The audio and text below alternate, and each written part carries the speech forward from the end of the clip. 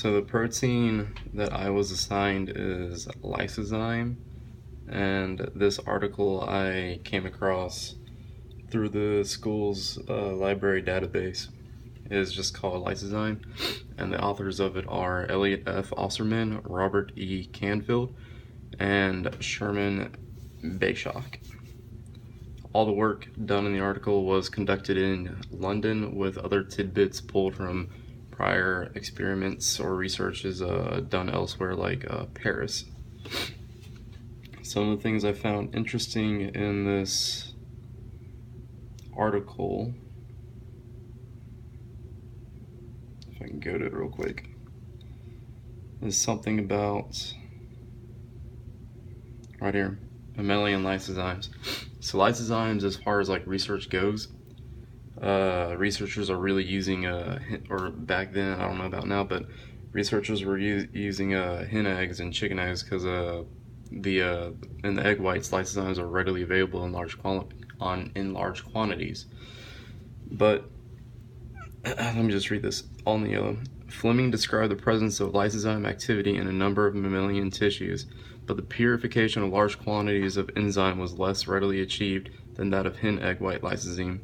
Then in 1966, Osserman made the important observation that patients with myelomonocytic leukemia often excrete large quantities of this enzyme in their urine, with some patients excreting in excess of 1 gram per day. I found that to be interesting. Something else which goes a little bit further into the leukemia thing is right here, this first one. As noted earlier, the primary structure of human leukemia lysozyme is remarkably homologous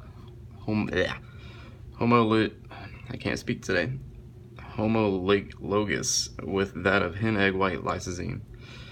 The next one down here. While we continue to designate our material as a leukemia lysozyme to identify its source, it is apparent from amino acid sequence studies by Joels and colleagues that leukemia protein is identical to the lysozyme in human breast milk. I found it to be interesting since it's like very, very similar, if not the same. And the last thing that I came across that I found interesting is right here. This is when they were conducting research into 3 black swans with their egg white lysozyme. A totally unexpected observation was made during studies on individual egg whites from 3 black swans. It appeared that this species contained not 1 but 2 lysozyme in its egg whites.